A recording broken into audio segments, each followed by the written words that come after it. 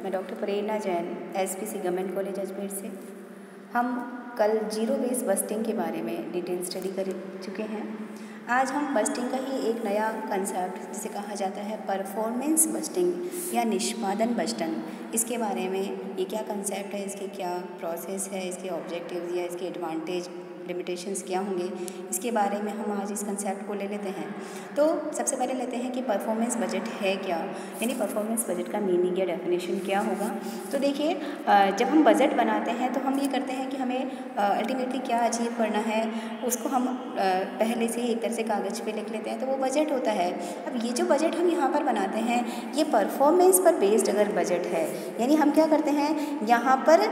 जो प्लान है, जो हमारा मैनेजमेंट बाय ऑब्जेक्टिव है, या जो हमारा फिजिकल और financial evaluation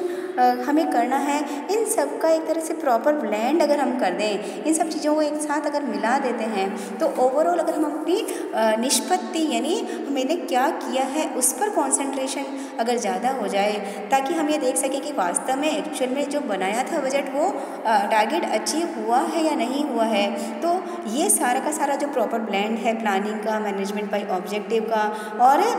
physical and financial evaluation system का, मैनेजमेंट कंट्रोल की टेक्निक अगर हम यूज़ करते हैं तो इसे एक तरह से कहा जाता है परफॉर्मेंस बजट। तो परफॉर्मेंस बजट एक प्रैक्टिस है बजट बनाने की, जिसके अंदर हम ज़्यादातर क्या ध्यान देंगे, हमारे ऑर्गेनाइजेशन के जो वेरियस ऑपरेशंस है, डिफरेंट ऑपरेशन है जो हम काम कर रहे हैं, उनकी प्रोडक्टिविटी पर हम ध्यान देते हैं। और ये जो प्रोडक्टिविटी पे हम ध्यान देते हैं तो ध्यान कब दिया जाएगा, जब आप क्या करेंगे, आप इवैल्यूएशन करेंगे परफॉर्मेंस का या प्रोडक्टिविटी का, जिसमें हम कहेंगे कि पहले जो बजट बनाया था उससे इस बजट में जो वेरिएशन आए हैं, तो क्या हमने टारगेट्स अचीव किए हैं, क्या परफॉर्मेंस एक्चुअल में अचीव हुई है या नहीं हुई है, हमारी प्रोडक्टिविटी का लेवल कितना हुआ है। तो जिसमें हम रिजल्ट्स को अचीव करने की बात करते हैं, यानी जैसे आपने क्या किया, आप एग्ज़ाम्स देते हैं तो आपकी परफॉर्मेंस कैसी रही, वही एक तरह से जो बजट बनाया था उसको एक्चुअली इम्प्लीमेंट कितना कर पाए हैं, उसको सक्सेस रेशो का कितना ज़्यादा है, वो ही एक तरह से यहाँ पे फॉर्मल नाम हो जाता है परफॉर्मेंस बस्टिंग का। तो परफॉर्मेंस बस्टिंग को हम ये कह सकते हैं कि एक ऐसा कॉम्प्रिहेंसिव ऑपरेशनल डॉक्यूमेंट है जिसे बनाया जाता है, जिसे प्रेजेंट किया जाता है और जिसे इम्प्लीमेंट किया जाता है प्रोग्राम के प्रोजेक्ट लेवल पे या एक्टिविटी लेवल पे, और जहाँ पर हम फाइनेंशियल या फिजिकल एस्पेक्ट्स को पूरा का पूरा एक तरह से वहाँ पर जोड़ देते हैं और घनिष्ठ संबंध बनाते हुए हम एक ऐसा बजट बनाते हैं या एक ऐसा दस्तावेज बनाते हैं जो सभी चीज़ों को एक साथ वहाँ पर शो करता है। और कंसंट्रेशन जो हमारा होता है वो हमारे जो स्पेशल टारगेट है, जो विशेष टारगेट है, उनको प्राप्त करने पर हमारा होता है। ये जो टारगेट है वो फाइनेंशियल भी हो सकते हैं और नॉन फाइनेंशियल भी हो सकते हैं, और लेकिन इन टारगेट्स को प्राप्त करके हम चाहते हैं कि हमारी जो संस्था है वो हमारा संस्था प्रगति की ओर अग्रसर रहे, राइट। तो एक तरह से यहाँ पर परफॉर्मेंस बस्टिंग का जो पहले मैं ऑब्जेक्टिव्स बता दूँ कि हर एक जो हमारी एक्टिविटी का लेवल है उस पर हर एक चरण पर या हर एक लेवल पर उसका हम समीक्षा करते हैं, उसका रिव्यू करते हैं, ताकि जो शॉर्ट टर्म है और जो लॉन्ग टर्म ऑब्जेक्टिव्स हैं उनको अचीव किया जा सके। उसके बाद हर एक कार्यक्रम के जो फाइनेंशियल और जो नॉन फाइनेंशियल टारगेट है उनको भी हम इंटर रिलेटेड करने की कोशिश करते हैं। निष्पत्ति का अगर ऑडिट होता है तो उसके लिए भी हम यहाँ पर एक तरह से बेस बना के देते हैं, और जो हमारे सुपरवाइज़र हैं उनका सहयोग, उनका उत्तरदायित्व, उसको डिसाइड करना हमें होता है। और हम ये चाहते हैं कि हमारा जो संपूर्ण नियोजन है वो एक तरह से सारे के सारे लक्ष्यों को ध्यान में रखते हुए उसका ओवरऑल हम विवरण प्रस्तुत कर सकें। तो ये ऑब्जेक्टिव्स ऑफ परफॉर्मेंस बस्टिंग हो जाता है। ये जो परफॉर्मेंस बस्टिंग है ये यहाँ की जो अप्रोच है वो नॉर्मली किस पर बेस्ड है, डेफिनेटली मैं कह रही हूँ कि हमने क्या पाया है। जैसे आप पूरे साल पढ़ते हैं लेकिन बाद में जब एग्ज़ाम में अपना परफॉर्मेंस देते हैं, वही चीज़ है कि हमारे रिजल्ट्स कैसे रहे हैं, वो जो रिजल्ट्स हैं उनका हम एनालिसिस करते हैं और एक तरह से स्टाफ को, जो काम करने वाले हैं, उनको मोटिवेट करने की कोशिश करते हैं और एक क्वेश्चन का आंसर पता करने की कोशिश करते हैं कि क्यों खर्चा किया जाए, उससे हमें लाभ क्या मिल रहा है, उसका पूरा का पूरा ध्यान हम रखते हैं। और ये जो परफॉर्मेंस बस्टिंग है इसके इतना ज़्यादा यूज़ हुआ, मतलब एक तरह से गवर्नमेंट ने भी इसको यूज़ करना शुरू कर दिया है, और इवन हमारा जो प्लानिंग कमीशन है या जो गवर्नमेंट की जो कमेटी है प्राक्कलन समिति, उसने भी सेंट्रल गवर्नमेंट और स्टेट गवर्नमेंट को सजेशन दिया था कि आप बहुत सारे लेवल पर परफॉर्मेंस बजट को यूज़ कीजिए, राइट। तो ये इसकी अप्रोच हो जाती है। उसके बाद परफॉर्मेंस बजट का प्रोसेस क्या होगा, तो प्रोसेस में तो वही है कि सबसे पहले हमें क्या करना है, गोल्स डिसाइड करने हैं, या जिसे हम ऑब्जेक्टिव्स डिसाइड करना कहते हैं कि जितने भी हमारे ऑब्जेक्टिव्स हैं उनमें से जो सर्वश्रेष्ठ ऑब्जेक्टिव है, सबसे पहले किसको प्राप्त हमें करना पड़ेगा, उस उद्देश्य के लिए हमारे पास कौन से रिसोर्सेज की ज़रूरत पड़ेगी, कितना टाइम उसमें लगने वाला है, और इसकी लॉन्ग टर्म यूटिलिटी क्या है, ये इसकी प्लानिंग आपको ओवरऑल करनी होती है। तो सबसे पहले गोल्स सेट करते हैं या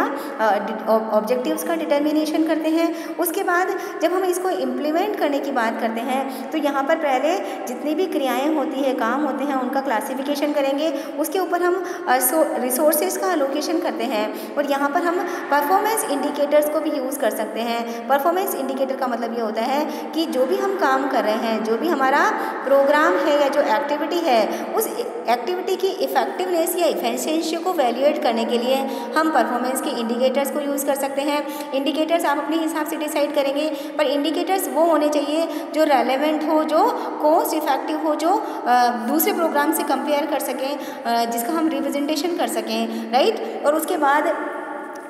इन परफॉर्मेंस इंडिकेटर्स के बेसिस पे हम एलोकेशन ऑफ रिसोर्सेज कर देंगे। उसके बाद जो काम हमने करना है उसको काम को करने के बाद अल्टीमेटली यहाँ पर हम अकाउंटेबिलिटी डिसाइड करते हैं, क्योंकि हम प्रोग्राम का जब इवैल्यूएशन करते हैं तो जो वेरियस हमारे जो फिजिकल या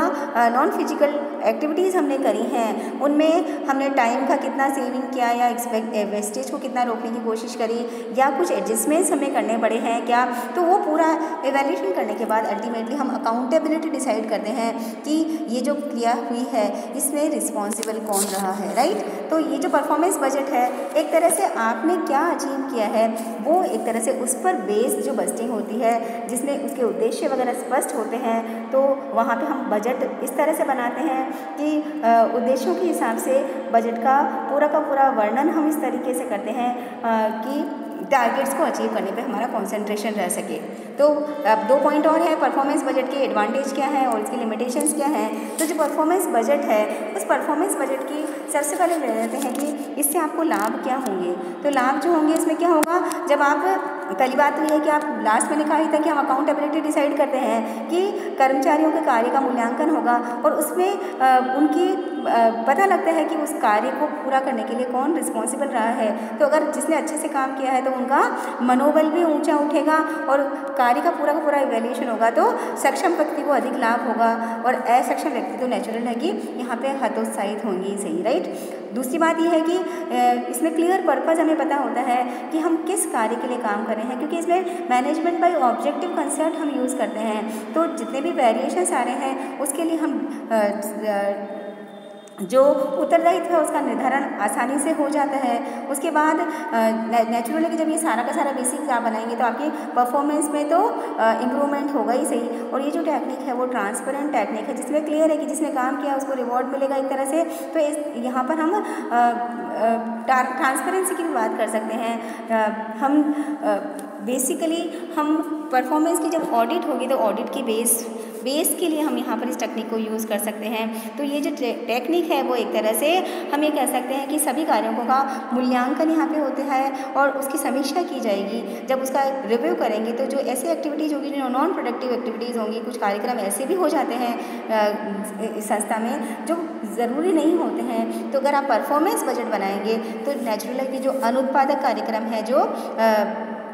नॉन प्रोडक्टिव काम है, उनको हम छोड़ सकते हैं। लेकिन कुछ इसकी ड्रॉबैक्स भी हैं, कुछ इसकी लिमिटेशंस भी हैं। तो लिमिटेशंस में हम ये कह सकते हैं कि सब्जेक्टिव मेथड है, ये मैनिपुलेशन किया जा सकता है डेटा में, और इवैल्यूएशन के लिए स्ट्रॉन्ग सिस्टम होना बहुत ज़रूरी है। लॉन्ग टर्म प्लान्स को इसमें अचीव नहीं किया जा सकता, क्योंकि कई बार ऐसी हो जाती है कि कुछ योजनाएँ ऐसी होती हैं, कुछ काम ऐसे होते हैं जिनका गुणात्मक मूल्यांकन पॉसिबल ही नहीं होता है। तो ऐसे में इसका यूज़ नहीं हो सकता है। और बहुत सी ऐसी एक्टिविटीज़ होती हैं जिनका हम क्या करते हैं, वैल्यूएशन करने में अगर बहुत ज़्यादा टाइम या मनी स्पेंड करेंगे तो भी एक्चुअल रिजल्ट हमें नहीं मिल पाएगा। तो हायर लेवल के मैनेजमेंट का जब तक सहयोग नहीं होगा तब तक परफॉर्मेंस बजट को यूज़ नहीं किया जा सकता। तो नेचुरल हर एक चीज़ के लिए ये कहा जा सकता है कि ये सिर्फ साधन है, साधन नहीं, क्योंकि जब तक मैन पावर का इन्वॉल्वमेंट नहीं होगा, जब तक मैनेजमेंट का इन्वॉल्वमेंट नहीं होगा, जब तक कर्मचारी अपनी परफॉर्मेंस के लिए अवेयर नहीं होंगे, तब तक आप बजट तो बना लीजिए लेकिन उसे एग्जीक्यूट या उसे अचीव करना वो पॉसिबल नहीं होता है। ठीक है, तो ये जो परफॉर्मेंस बजट है इसके लिए आपको बेसिकली देखना है कि परफॉर्मेंस बजट क्या है, इसकी एडवांटेज, इसकी डिसएडवांटेज क्या है, इसका प्रोसेस क्या है और क्या स्टेप्स आप यूज़ करते हैं। एक चीज़ और हम इसमें ऐड कर सकते हैं कि ट्रेडिशनल बजट और परफॉर्मेंस बजट में क्या अंतर है। तो ट्रेडिशनल बजट में जो ऑब्जेक्टिव्स होते हैं वो अस्पष्ट होते हैं। ठीक है, आपने बजट बना दिया लेकिन यहाँ क्लियर आपको अपने ऑब्जेक्टिव्स लिखने पड़ेंगे। परफॉर्मेंस बजट में जो एक्सपेंडिचर्स है उनका वर्गीकरण हमारा जो प्लान होता है उसके बेसिस पे होता है और यहाँ पर हम भौतिक लक्ष्यों को प्राप्त करने पे ज़्यादा ध्यान देते हैं, जबकि परंपरागत बजट में हम वित्तीय पक्ष पर ज़्यादा ध्यान देते हैं। तो क्वांटिटेटिव अचीवमेंट करना है तो ट्रेडिशनल बजट करेंगे, लेकिन क्वांटिटेटिव के साथ क्वालिटेटिव अचीवमेंट करना है तो हम परफॉर्मेंस बजट बनाते हैं। ट्रेडिशनल बजट को बनाना आसान है लेकिन परफॉर्मेंस बजट बनाना और इसे लागू करना स्पेशली थोड़ा जटिल होता है, क्योंकि यहाँ पे कर्मचारियों का मूल्यांकन किया जाता है, उनके उत्तरदायित्व का स्पष्ट निर्धारण होता है। लेकिन ट्रेडिशनल बजट में आप कोई पर्सन वाइज वहाँ पे कर्मचारी के हिसाब से उसकी कार्यकुशलता का बिल्कुल भी मूल्यांकन नहीं करते हैं, कोई उत्तरदायित्व का वहाँ पर निर्धारण नहीं होता है। तो इस तरीके से हम परफॉर्मेंस बजट के कंसेप्ट को यूज़ करते हैं। Thank you.